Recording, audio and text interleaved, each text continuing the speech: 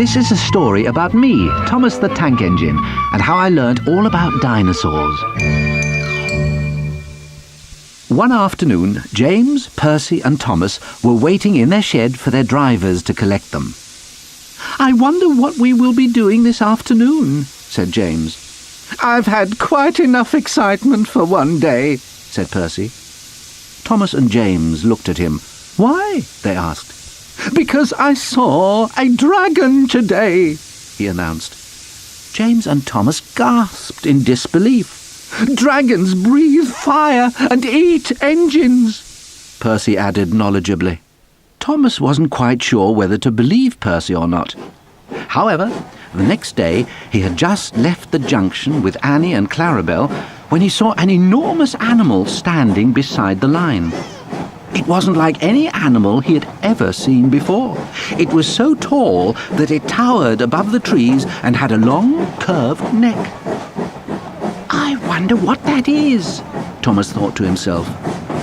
Then he remembered the conversation he had had with Percy the day before.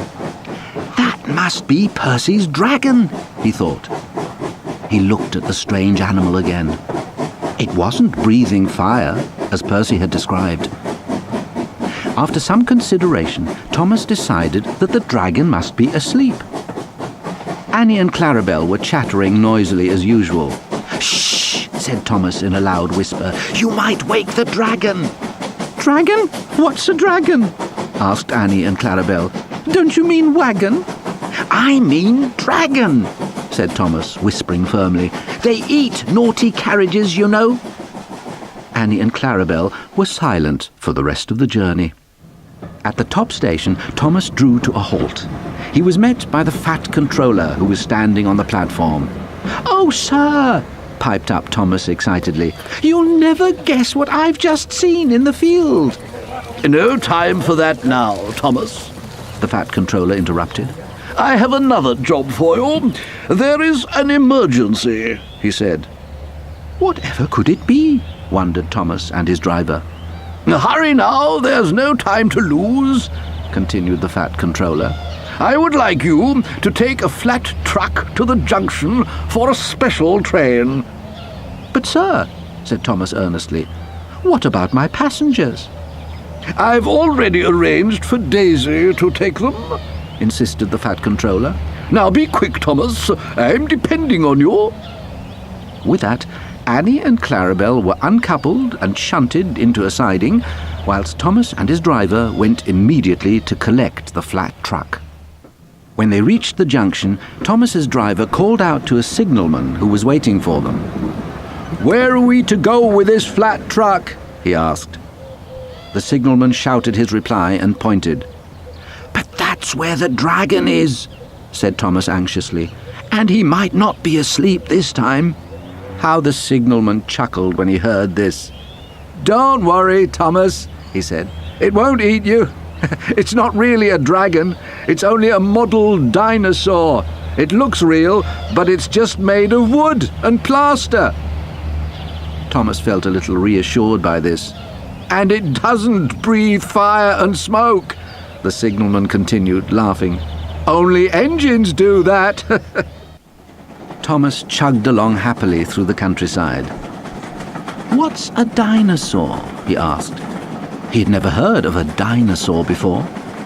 He wondered if it might be an animal you would find in a zoo, or perhaps in a faraway country. "It's a prehistoric animal which lived millions of years ago," explained his driver. "They don't exist any longer," he continued, "except in museums." "Oh, that's all right then," said Thomas. "Percy said it was a fire-breathing dragon which ate engines. He told me and James about it the other day in the engine shed when we were waiting to be taken out. I wasn't sure whether to believe him or not," Thomas continued, "but he seemed so sure of himself. I'll have to find a way to pay him back." His driver laughed. "Well, you don't need to worry about it now, Thomas. That dinosaur is an exhibit for a new show near the top station," he said. "The lorry carrying it broke down, so we've got to take it instead." How exciting, said Thomas, starting to understand at last. So that's why we needed the flat truck. When they reached the dinosaur place, 3 workmen were busy. Look at those men, called Thomas. The workmen had climbed carefully onto the dinosaur's huge, humpy back and were fixing strong chains around the model. When they had secured the chains tightly, 2 men climbed down from the dinosaur, leaving the foreman balanced on the dinosaur's back. He looked up and made a hand signal to something in the sky. At that moment, Thomas heard a whirring sound. He looked up to see that Harold the helicopter had come to help too. "Hello, Harold!" he peeped. "Have you come to help me with the dragon? Dinosaur?" "Yes, I have, Thomas," laughed Harold. "Actually, it's a shame that it isn't a dragon," he continued, "because then it would be able to fly away by itself." Thomas did not appreciate the joke. As Harold hovered carefully above the dinosaur, he lowered a hook down to the workman below. The workman caught the hook and then fastened it to the chains around the dinosaur. Then, at a signal, Harold lifted the model very slowly and very carefully. Up and up it hovered, slowly rising from the ground. The dinosaur looked as if it was floating. "Oh, Harold!" chuckled Thomas. "You do look funny." "Just you wait until you have to pull the dinosaur back to the station," Harold replied. "Then you'll look even funnier." Harold carried the dinosaur over the hedge and towards Thomas's waiting truck. Then, very gently, he lowered it down onto the flat bed of the truck. There was a jolt as it came to land safely. Then the workman made sure it would not slip during the journey by tying it with strong chains. "Beep, beep," whistled Thomas brightly. "The Dinosaur Express is ready to roll." When everything was secure, Thomas set off. He was surprised to find that the dinosaur was very light, so he had an easy run. Children who were playing nearby ran to wave as he passed by with his unusual load. Thomas felt rather proud as he chugged along. "I'll be the only engine in the shed to have carried a dinosaur," he thought. "That should keep old Gordon quiet for a day or 2. It was certainly one of the strangest loads he had ever been asked to carry, and it was causing quite a stir. On their route, at the middle station, they met Percy coming in the opposite direction. "Time to pay Percy back," thought Thomas to himself. Poor Percy did look frightened when he saw what Thomas was carrying on his truck. "Thomas!" he called out in a trembly voice. "There is a dragon on your back! Watch out!" Thomas laughed. "Don't worry, little Percy," he boasted. "Your dragon won't eat me. I've tamed him and trained him not to eat blue engines. He still eats green ones, though," he added mischievously. "Oh, replied Percy. "Don't see many of those round here." And he scuttled off, terrified, to tell Henry and Duck. Thomas turned the corner towards the top station to see a big crowd waiting for him. Everyone started to cheer and wave when they saw Thomas and his unusual cargo. The Fat Controller was there too, and the crane from the breakdown train was standing close by. Thomas did feel special. "What a reception," he thought proudly. "I shall have to carry prehistoric passengers more often." Thomas pulled up next to the breakdown train. He could guess what might happen next. 1, 2, 3, lift! ordered the Fat Controller.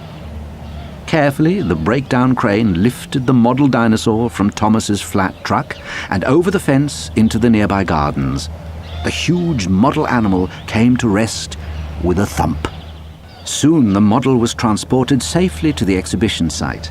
It took its place with the other dinosaurs in a wonderful prehistoric scene. Thanks to Thomas and Harold, the star attraction was in place just in time. Now everything was ready for the grand opening. Thomas could hardly believe his eyes when he went past that day. He had never seen such an extraordinary collection of strange beasts. There was a fearsome pterodactyl, a tough-looking triceratops, and a positively terrifying Tyrannosaurus rex. Somehow, Thomas, laughed his fireman, I don't think Percy will be coming to visit. After such an exciting day, it was time to leave the show and go back to the shed. "It's a funny thing," said Thomas, puzzled. "I know my dinosaur is just a model, but I could have sworn he was giving me a funny look." "I think you're right," said his driver. He gave the fireman a nudge. "It must be because he's a do-you-think-he-saurus." And Thomas and his driver and fireman laughed all the way home.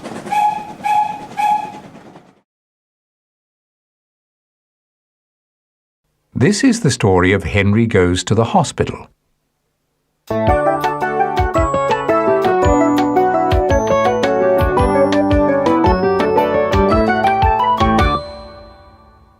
Henry the Green Engine is always happy when his passengers come and say hello to him. But on this particular morning on the island of Sodor, he had no one to talk to except the station cats. "Hello, Puss," said Henry with a smile. "Meow," replied the cat, ignoring Henry. Then Henry saw his driver chatting with a passenger he hadn't seen before. She was a nurse. Henry was worried. He used to be ill a lot and didn't like hospitals. "Why do I need a nurse?" said Henry afterwards. "I'm not sick again, am I?" "No, silly," laughed his driver. "That was Nurse Nancy. She's just started working at the hospital. She'll be a regular passenger of ours from now on." Henry soon became friends with Nurse Nancy and looked out for her every day. He liked her. She always said hello to him, and Henry always gave her a friendly toot-toot back. And if ever Henry was feeling a little under the weather, Nurse Nancy would get out her stethoscope and listen to Henry's boiler. "Fit as a fiddle," she always said, and gave Henry a pat. That made Henry feel much better.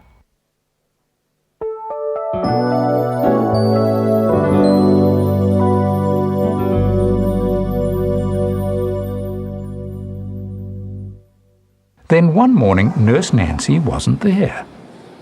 Henry was worried. "Have you seen Nurse Nancy?" the driver asked the guard. "Not today," said the guard. "I'll ask the ticket collector." "Have you seen Nurse Nancy?" the guard asked.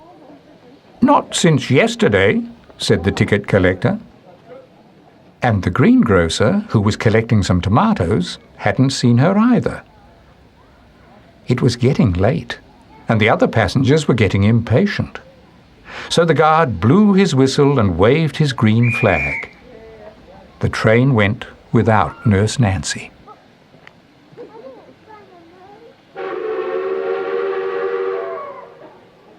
Henry was upset. "I've lost my nice nurse, I've lost my nice nurse," he wailed.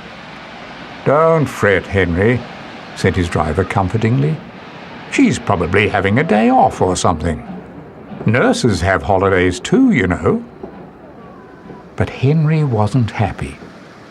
To make matters worse, it was a stormy day, and the rain lashed at the carriage windows and thundered down on the roof of the cab.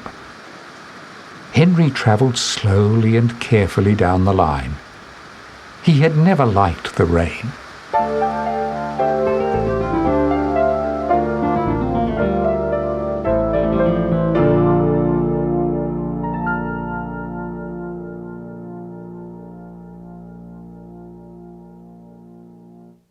At the next station, Henry had to stop for a long time. The driver looked out of the cab to see what the delay was. "We've been waiting for far too long," he said. "There must be something wrong." "That's all we need," thought Henry. "Perhaps there's a flood on the line," suggested the fireman. He got down from the footplate and went to see the station master. Soon the station master came to see Henry's driver. He looked worried. "We need your help, driver," he said. "A little girl called Amy has fallen off her bicycle and hurt her leg." Henry's driver looked concerned. "We should call an ambulance straight away." "I've already done that," said the station master, "but the ambulance has got stuck in the mud. I need you and your fireman to help push." Henry's driver thought for a moment. Then a smile came across his face. "I know," he said. "I've got a much better idea." "What is it?" asked the station master, intrigued. "Henry's train stops at the station near the hospital. Why not let Henry be the ambulance instead?" "That is a good idea," said the station master, and he went off to tell the ambulance driver.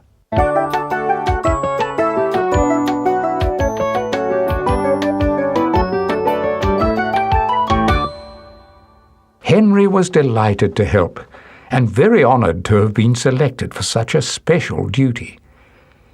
"If only Nurse Nancy was here to see me being an ambulance too," he thought to himself excitedly. Henry didn't know that his wish was about to come true. Soon 2 ambulance men appeared carrying a little girl on a stretcher, and there, walking by her side, was Nurse Nancy. "Hello, Henry. This is Amy," said the nurse, comforting the little girl on the stretcher. Poor Amy didn't look very well at all, so Henry whistled a gentle toot-toot to cheer her up. Amy managed a little smile. Nurse Nancy smiled as well. "Thank you, Henry," she said. "That was thoughtful." Before the ambulance train could depart, the nurse needed to make sure that Amy was well enough to travel. First, she checked Amy's injured leg to make sure that it was strapped up firmly, but not too tightly. Then she listened to Amy's breathing with a stethoscope. Finally, she timed Amy's pulse. It was a little faster than normal.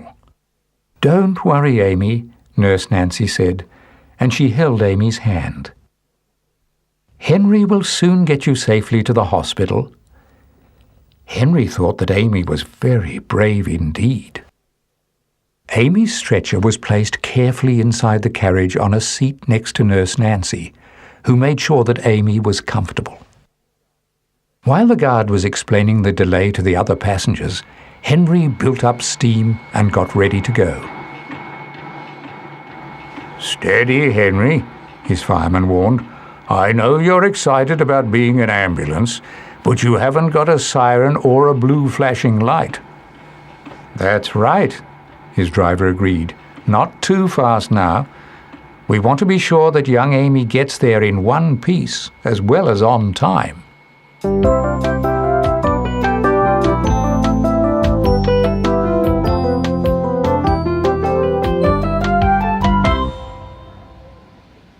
At last everything was ready.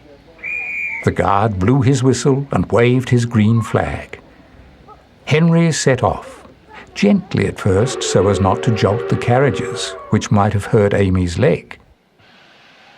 As he pulled out of the station, Henry saw the 2 ambulance men waving goodbye to him. The back wheels of their ambulance had sunk down deep in the muddy verge. They were really stuck. But in the distance, Henry could hear the familiar chug, chug of Terence the tractor. Help was on the way.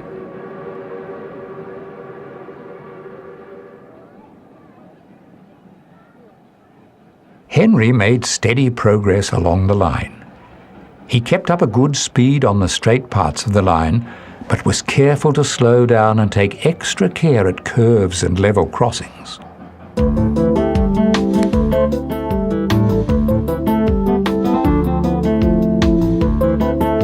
soon the hospital was in sight.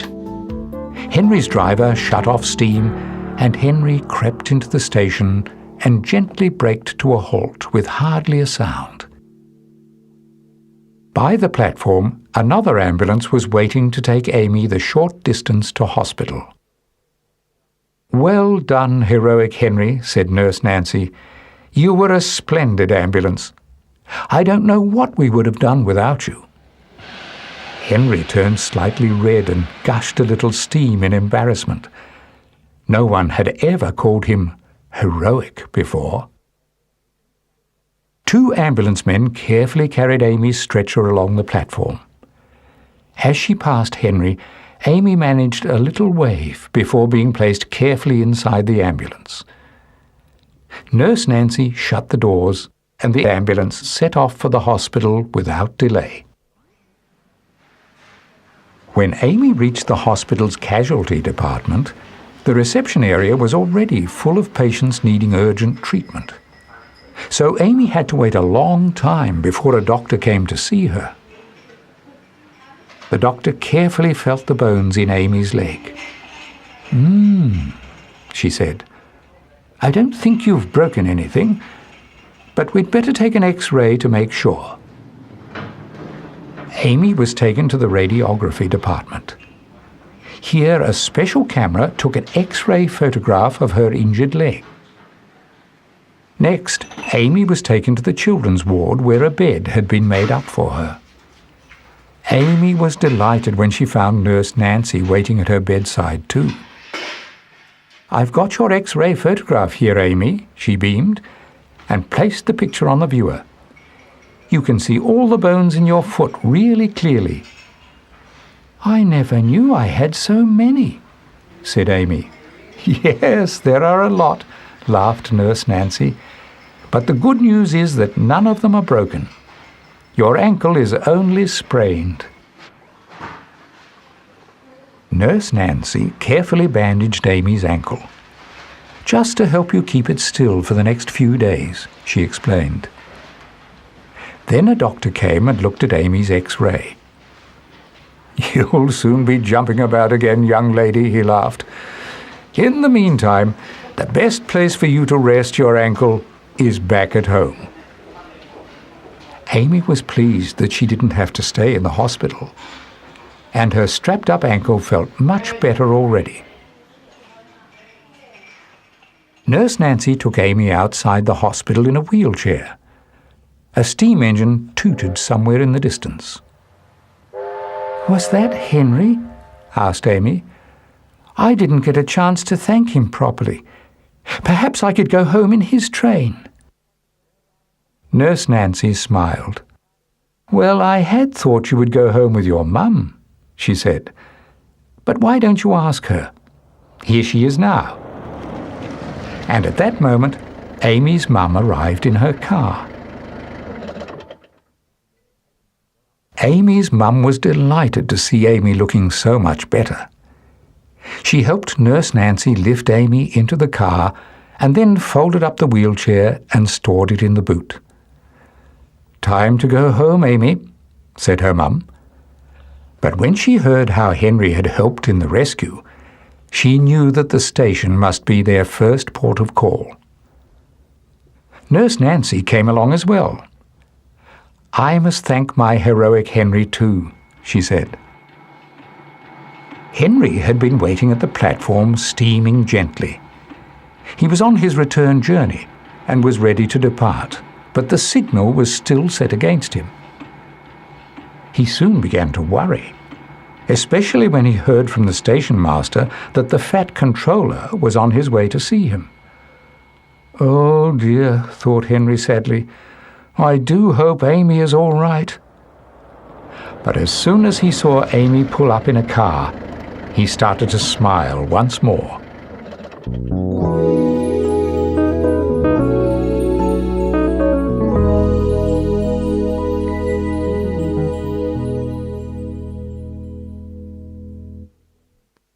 Amy was delighted to see Henry again, and Henry was thrilled that Amy had come to see him.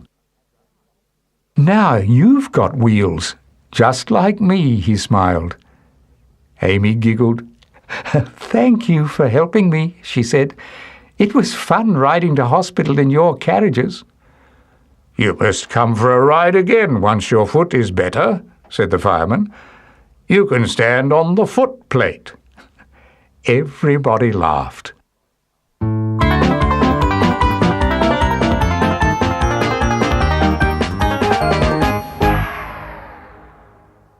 Henry had never been thanked so many times in his life. Amy's mum thanked him, Nurse Nancy thanked him, and the Fat Controller thanked him too. "You are a really useful engine, Henry," he said. "And a really useful ambulance too," added Nurse Nancy. Henry gushed steam happily. Then the signal dropped, and it was time for him to go. "Beep, beep." "Goodbye, Amy," said Henry. "Get well soon." "Goodbye, Henry." Amy didn't stop waving until Henry was almost out of sight. Henry has never needed to be an ambulance again, but he is always pleased to see Nurse Nancy, and is especially delighted when Amy comes for a ride too. And if ever he should feel slightly off colour, he simply remembers the day that he took Amy to hospital, and that always makes him feel much, much better.